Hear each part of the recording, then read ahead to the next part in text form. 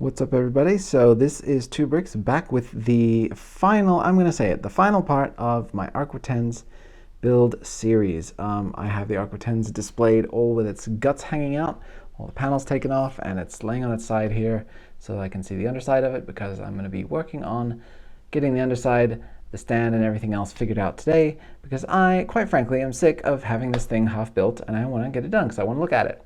So yeah, we're going to be doing that today.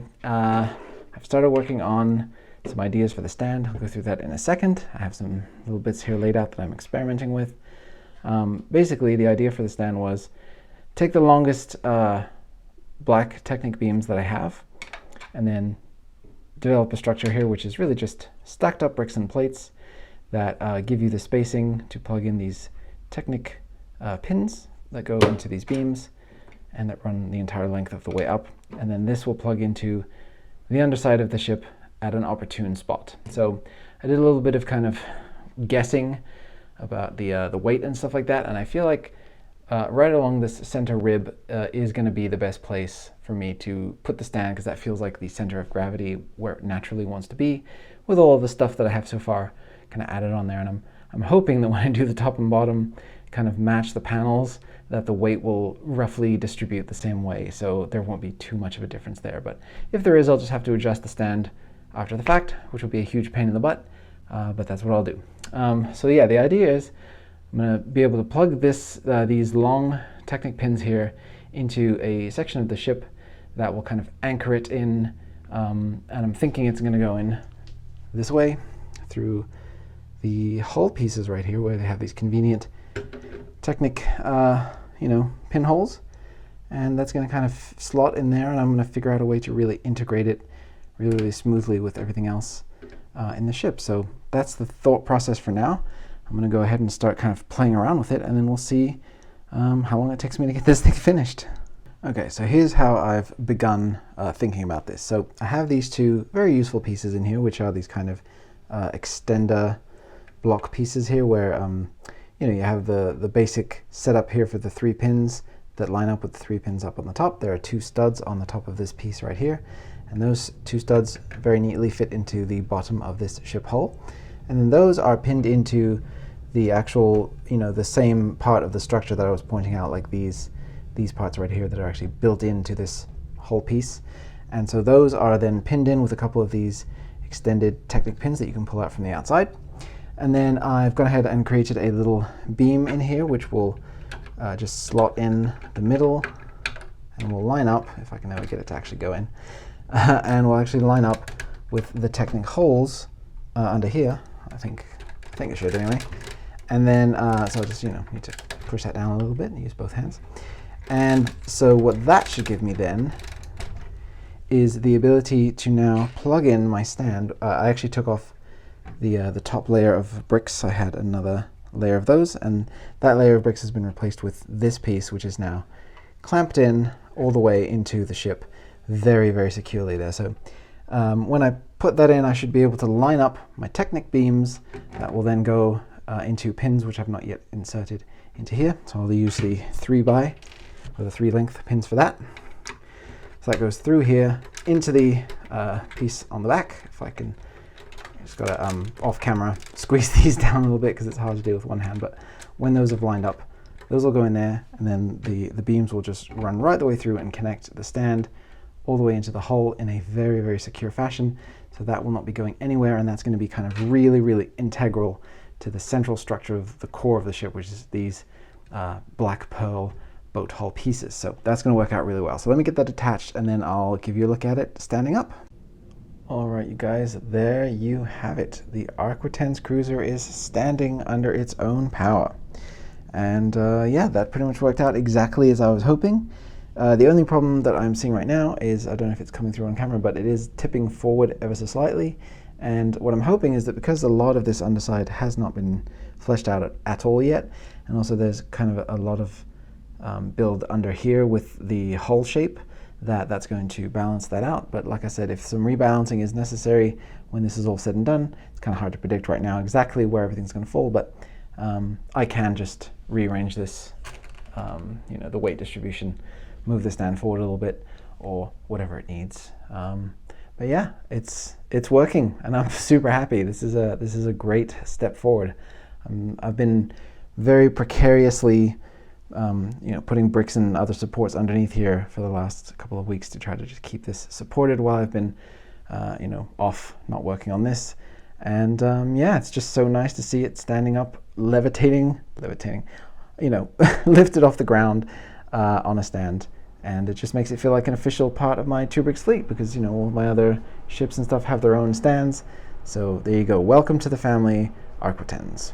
Right, the next thing that I've done is that I kind of slightly reconfigured the way that these beams under here were done. So previously, this Technic beam here came all the way up to the edge, and there was just a 2x6 plate under here. And I'm going to switch it out for one of these nifty kind of L-shaped brackets that kind of hug against the top and bottom surface. And the reason that I've done that is that I really want to strengthen the connection point between the boat hull and everything else, because that is kind of, like I mentioned, the core of the whole thing. And I really want to make sure that as many places as I can, I really sandwich everything together. And so I have these, a couple more of these that I used for the stand to attach them up here. And I've just gone ahead and configured these so that they can be placed here on either side, and they will just plug in and they will hold together the top and bottom beams. So, this one and this one.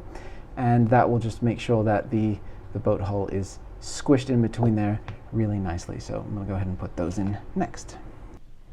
Right, so there that is nicely secured in there. So now I'm going to start thinking about how to flesh out all the bottom of this and really blend it nicely into these back engines here. And also finally figure out a way to attach a top and bottom cover on here so that they stay put. So yeah, that's the next job. So let's get started on that. Hello dear viewer, this is me from the future. This is the part of the video where I took a break for quite a long time between building sessions. Several months actually passed.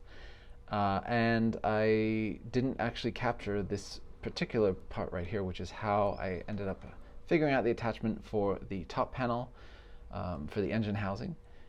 So I just wanted to go ahead and show you that right now. So it's a technique here where I'm using Technic pieces that are hinged, that are then connected to these plates on the upper inside section here, and then pinned into the main frame down below.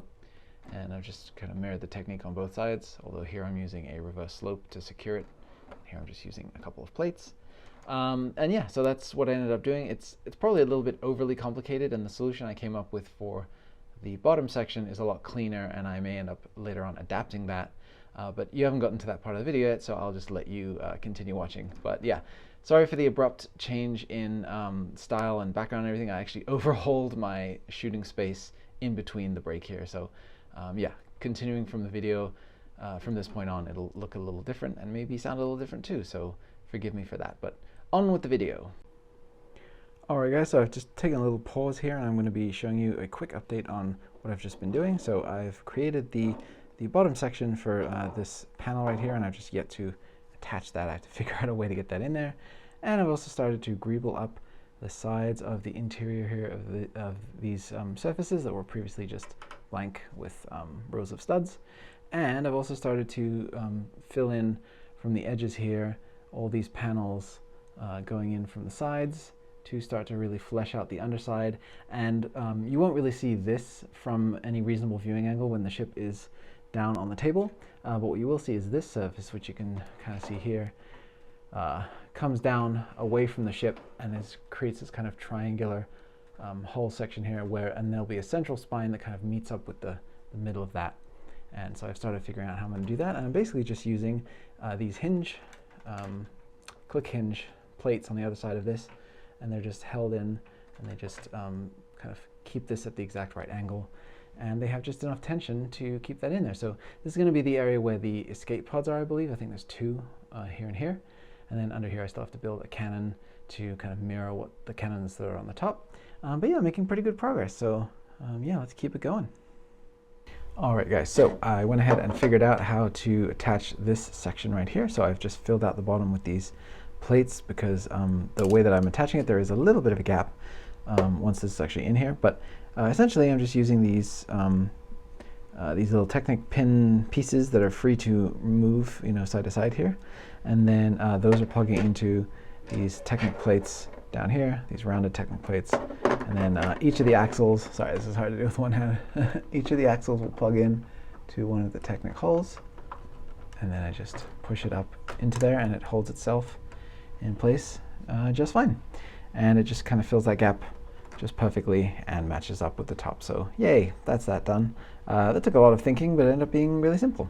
Okay, you guys, so I've made some pretty significant progress here, so I just wanted to stop once again and give you a look. So check it out. I have the Canon Design, which is going to be used for the underside. I just realized I'm actually missing a part right there. I need another round tile. But I've placed that Canon up here on the underside. It's not in the same spot as the top ones, and it's actually not the same design. I don't have any canonical basis for this, but I'm just imagining these ones are not manned, and they look a little smaller when you kind of compare the designs. But yeah, it just goes right here in this little spot, same like this one. So it can be rotated because it's only attached with one stud, but it's not very heavy, so it's not a huge issue. But yeah, it can be rotated using that kind of not turntable piece, but the piece that just has a single stud, and then I place it in there. And I must remember to put on that additional gray stud, but yeah, that's looking pretty good. And then I've also added a central Technic spine, which is just 1 brick thick, and it just has a bunch of Technic pins in here all throughout, just to give it kind of a rigidity, because I was noticing that when this was on the stand, the front section was beginning to want to sag a little bit, and so this is like a really sturdy kind of back brace rod that will kind of run up the way, right the way up through the center there, up to the stand. So that should hopefully help. And then I have both sides of this area complete with the escape pods and everything, so that's ready to go. So now all I need to do is finish off this internal kind of sloping spine section that goes down towards the nose. Then I've added this panel in here. So all I did is built up a really simple setup in here with some kind of, I guess scaffolding bricks to just keep that in place and give it the right height. And then I just built this really simple paneled piece that's held in here with these click hinges, and that just goes down, and I use the wedge plates here to give it the nice cutout shape so that it would fit nice and flush around that, that little kind of corridor hanger bay thing right there. And then I use this relatively specialized plate here to just fill in this little gap, and it just sits really nicely and really satisfyingly into that hole right there, and just kind of ties all this section together. So I'm really happy with that. And then finally, I added this section down here, which is this triangular plate that sits at a awkward kind of an awkward angle there, where it's angled in multiple different axes. So I had to use a ball joint piece for that. So I'll just pop this off and show you. It's well, actually I can just pull it back. But same deal. I just built up some bricks, and I have one of the larger style of ball joints down in there. And it's just attached at the right height, and then that just keeps all of this in here like so. And that enables me to just kind of complete one half, at least minus the front spine part there, but complete one half with all the plating and all the different angled sections of the underside here. So I'm super happy with that. So let me put this back upright on the stand and show you guys what it looks like with all of the new additions. There you have it. There is the Arquitens basically taking its full shape now. There's going to be probably a tiny bit of additional height under this section right here to just kind of flatten this out and make it level with where this plate is, because I like kind of where that terminates. But you're basically seeing the full silhouette now with the guns and the angled plating and the central spine back there, and I think it all looks great. So it's really coming together now. So the last couple of things to do are, like I said, finish that central spine, and then I also have to figure out what I'm going to do for the interior here of the engines and the back kind of detail for this section, because I do want to add some additional detail there. And then I have to go back up to the front, and I have to finish off the detailing for the interior of this section and the little docking kind of port there that holds onto the TIE fighters. We're gonna get all that kind of finalized, but yeah, we're really close now, so this is great. So yeah, let me get a crack on. All right, you guys, so what I went ahead and did now is I just kind of detailed up the inside of the front kind of mandible cutout here. There are 2 tractor beam generators right here, which are used to guide in and keep the ships in place. You can see down there the hangar that I previously built. Oops, this should be down. And then I just created a tiny little shelf down here using these tiles that just stick out ever so slightly, and that just holds onto the TIE fighters perfectly. So I can put 3 or even 4, I think, of my classic OG TIE fighters in here, and they can just hold in there just fine. I can even kind of sort of simulate, if I wanted to, like a runway, even though that's a later addition that they added for Moff Gideon's cruiser as kind of a rail gun that shoots out TIE fighters, and this version would be a little bit different. But yeah, I think this works out pretty well. So you can see down here we have the 2 on that side, and then just very, very slightly asymmetrical detail on the other side with just some of the little bits of greebling there. But yeah, that's all there is to it, really. Pretty simple stuff, and effective, and it just kind of, it works. And if I ever want to just place a complement of ties in here, or figure out a way to, when I eventually do build the other kind of variants of Imperial shuttles that can dock with this thing, I'm sure that I'll be able to figure out easily enough how to dock it, because I have anti-studs under here. It will take a little bit of doing because the angles are kind of offset here with these wing plates, but I'll figure it out. But yeah, I think that's pretty much all I needed to do. Is I really just wanted to get that look with the TIE fighters kind of clutched in there, and I got it. So yay, there's that. So I've gone ahead and mirrored the kind of underside panel here that's going to go and fill in this gap, and I went ahead and filled in the scaffolding bricks for the other side of that as well. So I'm going to go ahead and install those in a second. And then I also, up here, I kind of completed the look here for the top and bottom of these little kind of viewing areas. So I went ahead and just put the ones on the bottom, did those on both sides, and just topped it off with one of these kind of flat tiles that has just the 2 studs in the back, so it just kind of plugs in there nicely, and it's got a pretty good look to it, I think. So you can kind of see there that they match in terms of roughly how far away they are from the thing, and kind of how thick they are. But this one is obviously set at an angle because this top panel, the way that it's oriented, and this one is just plugged in straight underneath. So yeah, I think that works out really well. And I'm going to go ahead and just install these panels here, and then I'm going to start figuring out this gap in the center here. So next up, I just kind of went and filled in and began to kind of start plugging in areas of this with plates and reverse slopes under here to kind of start to fill in this center section. And then I just used this nifty kind of reverse, kind of specialized upside down boat hull looking piece to sort of cap that off. And then this will be the section where it just sort of dives into the rest of the ship. And I have actually made a piece that will just fit perfectly into that gap. So this is what goes right here. And it attaches here at the bottom with these couple of mixel style ball joints, which then get kind of clamped into place. And then hopefully that's going to have enough tension to hold itself in there. And it'll just kind of exactly perfectly fill out that gap. So what I did over here is I just sort of leveled out, like I was mentioning before, I was going to kind of extend out the bottom of this. So I just added some plate layers in here to bring this up to a level where I could kind of make everything fit around the stand and just sort of clamp it all together. And then once this is in place, I'll go ahead and build up a little bit more plate work in here to just kind of seal it in, and just to make sure that that fits in there. And I've had this piece for ages, and I don't even remember where I got it from. It may be one of those, I think it was like maybe a Nexonites piece, but I wanted to use it in this model somewhere for the longest time, and I finally, here on the final section, figured out where to put it, which is just, it perfectly matches the shape of this little protruding underside spine thing here. So I'm really glad I finally found a place to stick that. And yeah, so let me just get this attached, and then I'll flip it over and give you guys a look at the kind of, I want to say finished product, but there's obviously still little bits of stuff to tidy up here and there. I did want to mention also I mirrored this triangular plate onto the other side as well. So both of those are now attached using the ball joints like I showed you before, those larger style ones that are under here. And it's all kind of really nicely fit and finished in here now with some plates around the edge to keep it nice and secure, very minimal gaps. You got the slopes down here to just kind of help guide it into a corner pocket here and just keep it in kind of secure in place. So I'm really happy with all that. So let me get this last big section attached, and then I'll put the top panels back on, we'll flip it back over, and we'll take a look. So there you go, I finished securing it, and it's sitting in there very nicely, and it really doesn't want to move at all because of the way that all of this is just kind of pushing forward against it. It doesn't give it a lot of room to bend backwards, so it just kind of keeps it naturally pinned in place.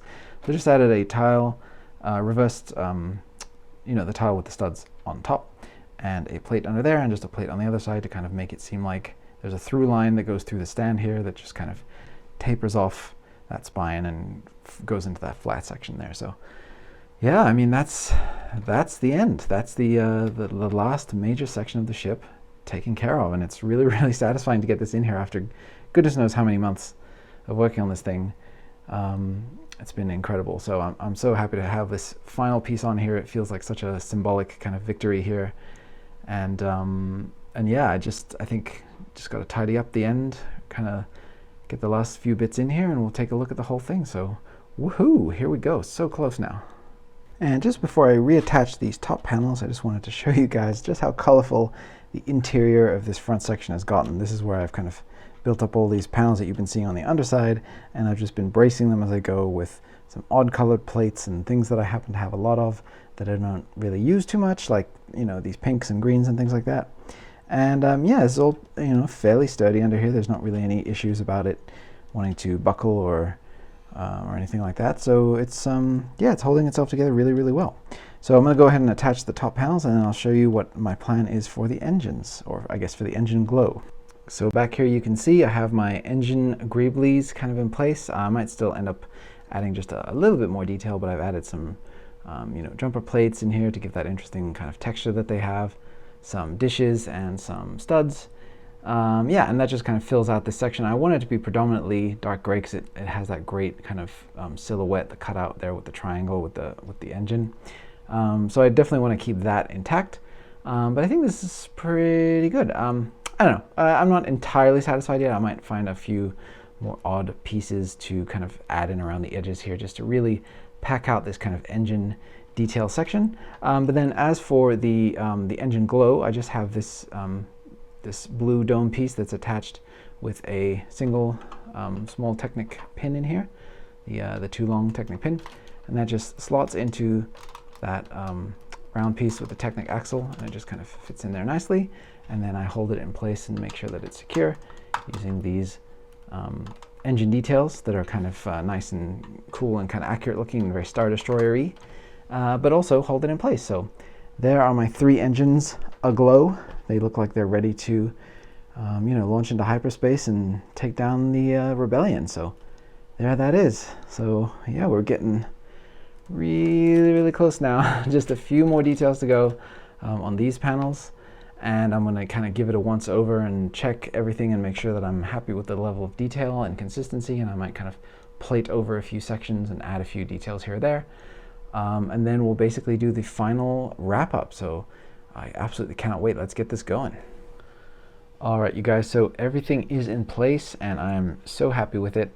However, there is a problem. I've just realized as I was measuring this, I have this handy dandy measuring stick here. So this should be the same height as this, and unfortunately it is not. I'm actually losing almost a full stud of, or no, yeah, a little over a full stud in height from front to back due to the front section of the ship drooping a little bit here. So I am going to take these panels back off, and I'm going to see if there's anything I can do to brace this part of the model to kind of pull it back, to add some extra kind of spine support to just lift that front section back up a little bit.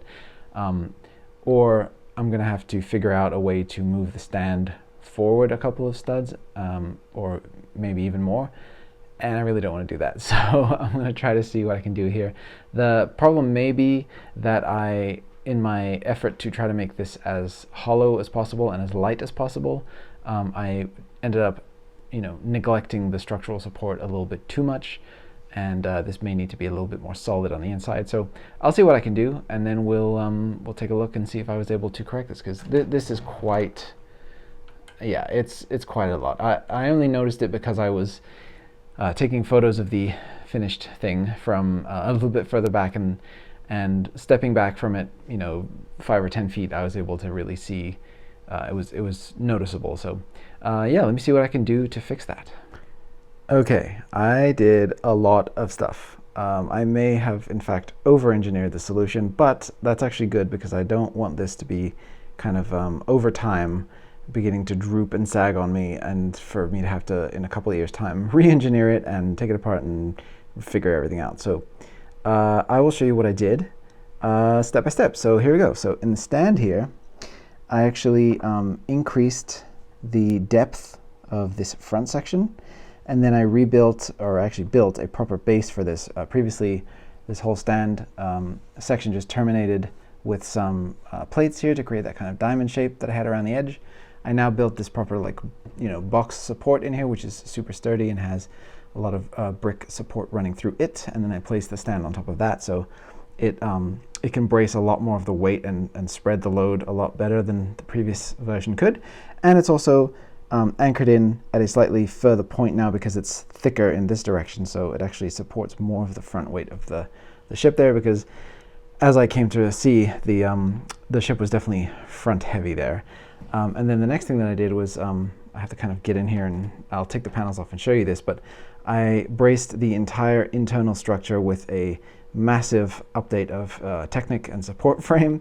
And then before I tear off the top and show you all of the kind of additions that I did, here is the back section and here is the front. So you can see there that I've eliminated the sagging entirely. It is absolutely fully flush and level right now, all the way down through the structure. So yay, truly happy with that. So glad that I didn't have to do any really major retooling. It really just required some extra bracing and some extra thought as to where the weight was kind of being distributed. Basically, the main culprit was that these side structures here were taking all of the weight of this large plated section, which is fairly substantial in its weight, and there just wasn't enough support and rigidity through here to keep it level. So let me take off the panels here on the top and I'll show you what I did to solve this problem. All right, so with the panels removed here, you can see the internal structure, and I'll tell you exactly what I did. So first thing that I did was I added onto the previous support here, which was fairly lacking. It was literally just enough bricks to keep these boat hull sections pinched together, and then a layer of plates on top. So on top of that, I added a layer of Technic beams, which all has pins running through it, and then I added a second layer of plates here with beams on top of that, which allowed me to create these cross braces here, which I have on both sides. And then to keep this center spine from flexing, I just have this additional beam here on the side that's pinning it in place. So that should eliminate flex in this direction and in that direction. So that was to kind of buff up the whole center spine here, and I made sure that this continued back into this hollow section here as far as it could go, and even behind these panels here. I made sure to continue that back. It's all really tightly pinned in there now. You can kind of see down in there as far back as I could get it to go reasonably. So yeah, so that all worked out really well, and it just kind of gave a huge boost of rigidity to the whole structure. And what I found was this center spine here, which previously was locked in with some clips, some kind of bar handles and clip techniques in here, I actually didn't need to support that anymore. It sits naturally in place just fine, and it has a little bit of extra support under here now where it's kind of resting on this area. So I just went ahead and removed those clips because there's no need for them anymore. And then the next thing that I did was I wanted to make sure that, like I was saying, these, which were holding up the entire weight of this whole frame, were supported a little bit extra here. So on the inside, I built up plates under here to keep all of this level, and then I added another layer of double thick Technic beams with pins all the way through it, and then kind of wedged it into, kind of made sure that this wedge plate down here was being pinched between the structure and the new Technic support frame. So that is adding an extra layer of support to an attachment point, basically, from this section that's built off at an angle and the main central structure here, which is where all that new strength is coming from that spine. So it all kind of locks in together here, and same on the other side. So I did exactly the same thing on both sides, and that seems to have done the trick. So that's it's given it all the rigidity that I could hope for. I really can feel the difference when I'm just holding this. There's much less, it feels solid, you know, much less flex. And if I pick the model up and put it down, it has this heft to it now, where the new stand and the extra weight of the Technic is really doing its thing. So yeah, I think that this model will hold up for years to come now in my micro fleet. I'm super happy with it, so that's great. So let me get the panels back on, and I'll give you a look at the final kind of full look at all the details and all the things that I've added since the last few updates a few minutes ago. And then that'll kind of give you your final look at the ship, and I'll put a few other ships in here for context as well. All right, so I've placed the Arquitens alongside some of its fellow micro fleet brethren here, just to give you a sense of how it stacks up to the other kind of medium-sized corvettes that I have in the line, and of course the Ghost, which goes up against these frequently in Rebels. And it gives you a pretty good sense of the scale, I think. So if any of you guys have any of these at home, I have instructions for a lot of these available now, just not the Corvus. But yeah, you can kind of get a sense and a feel for how this would look on display. So I'm kind of having a little bit of a crisis of faith at the moment in this model, in the sense that when I initially started this, I definitely was of the mind that I wanted to make instructions for this and make this my first large micro fleet scale ship that you could purchase. But I'm just not 100% certain that I want to do that anymore. And that's mainly because as I've been going through the process of building it, I've noticed a lot of things that I wouldn't really normally have or be comfortable with for a 2Bricks model that I would have for sale. And so I'm just curious, I want to throw this out to you guys. Do you think that the time and effort that it will take for me to update this, which I'll probably do as I go in studio. I probably wouldn't make too many changes to the physical model because that's just a pain in the butt. But do you guys think that it would be worthwhile doing that and still going ahead and making the instructions? Is this something that you want badly enough that it would be worth the time and effort that it's going to take to get this where I would be happy with it?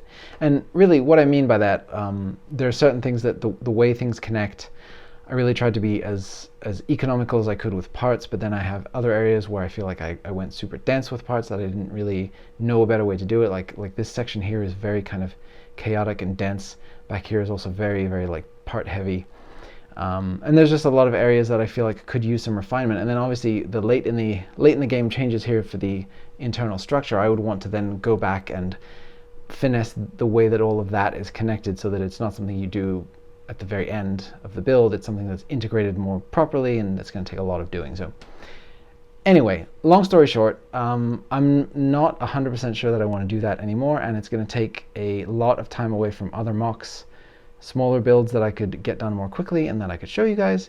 So I just want to know your thoughts down in the comments. Do you think that this is worth doing, basically?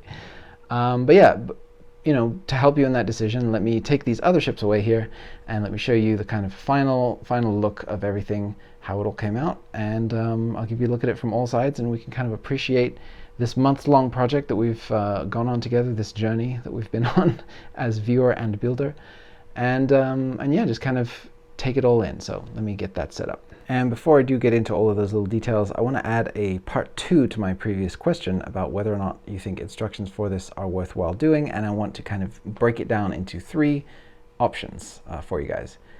Would you like me to make instructions for this ship basically as it is here, as a display piece with no interior features or anything like that, and have it just basically be to scale with all of the previous microfleet ships that I've done, and kind of maintaining that scale illusion? Or B, would you like me to do a smaller, more practically sized version of this ship that features interior features and play features and other things that make it closer to a playset scale model, and that would be more affordable? Because I mean, in all honesty, this is probably going to set you back as much as, you know, the Imperial Star Destroyer. It's fairly comparable in its size, and you know, on the secondary market, to get all those the large kind of panels and pieces that are in here, the plates and things, I think it's going to set you back a pretty penny. So Would you like a smaller, more practical, and more playset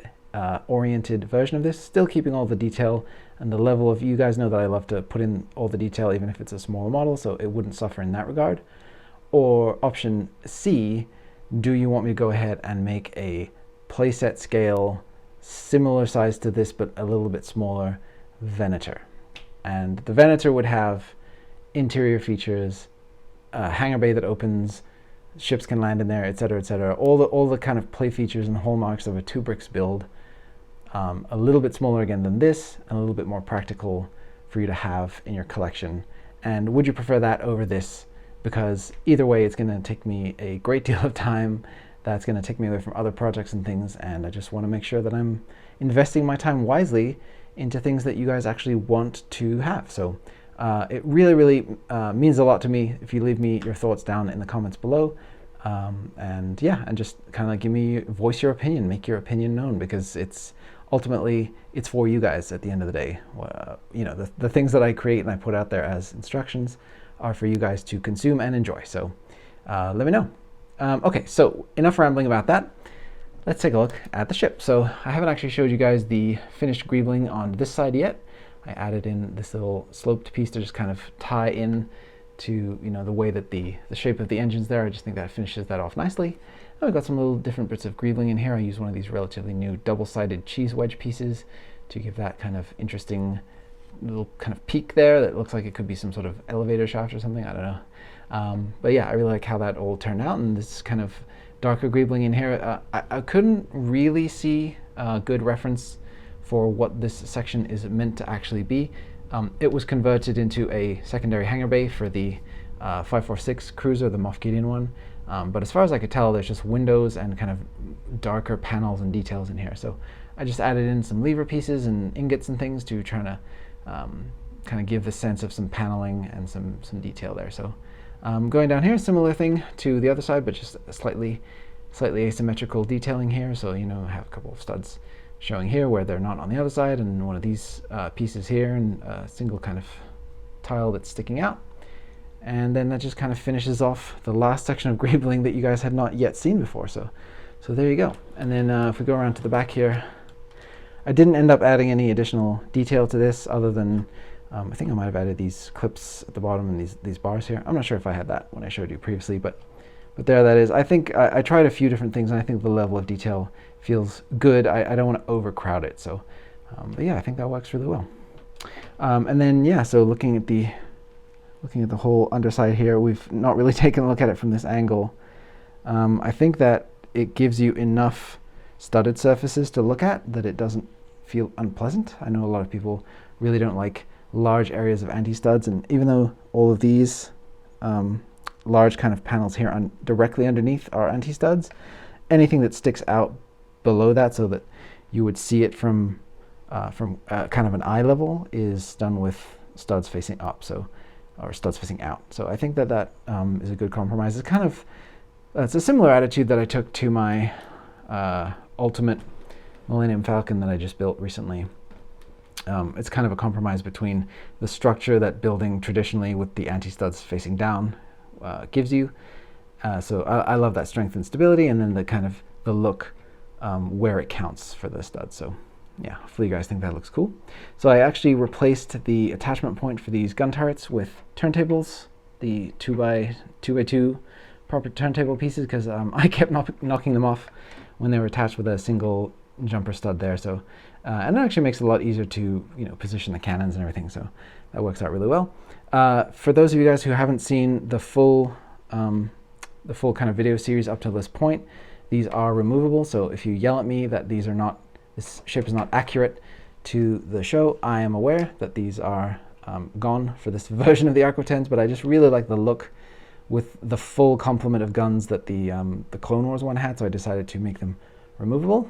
So those are just easy to place in there, and they just clip into the back here into a single Technic pin, and really happy with the overall look of that. So yeah, I think now that I have a smaller TIE fighter design that I'm kind of working with for my micro fleet, I could kind of fit those into that little hangar bay there, although they are not the same size as these ties, which are required to fit into the space here for the tie launching section. So that's an interesting kind of, I have two different, it's like a Schrodinger's TIE fighter. They're two different sizes at once within the universe, but hey, that's what you got to do sometimes when you're working at this tiny scale. So yeah, so there's kind of the whole overview. You've now seen every section of the ship. I think it turned out about as well as I could have hoped for. I was really trying to capture the in-universe thing, and not really lose any of that detail, even though it's a large model, but it's not, it's not as large as, I don't know what I'm saying, but I guess basically to maintain the feeling that this is a capital ship and not make it feel too Lego-y, and that it would be something that's really imposing in my micro fleet, which I think that it is. So I'm really glad that I switched out this base. I think the new stand looks a lot better, a lot more sturdy and hefty, and I don't worry so much about it tipping side to side or flexing or anything like that. So yeah, there is the finished result. Man, what a project. This has taken so long, and I do want to just thank all of you guys one more time for sticking with me as I've embarked on this crazy journey. I didn't mean for it to take this long. I just had a lot of stuff going on. A lot of you guys know that I work full-time as an animator in CG in feature films, and that is something that takes up a lot of time and energy, not just physical energy, but mental energy as well. So yeah, it's hard sometimes when I have a large, daunting project, and I also have so many other things going on, to be able to make the time to just sit down and plow through these things. But here we are at the end. I've done it, and I'm so glad that it exists. So yeah, so thank you guys again for sticking with me on this. So do please let me know down in the comments about options A, B, or C. You want this, a smaller version of this with play features, or a Venator at that kind of smaller scale, but with all of the detail and all the features. So really excited to hear you guys' thoughts. Thanks again for watching, and may the force be with you.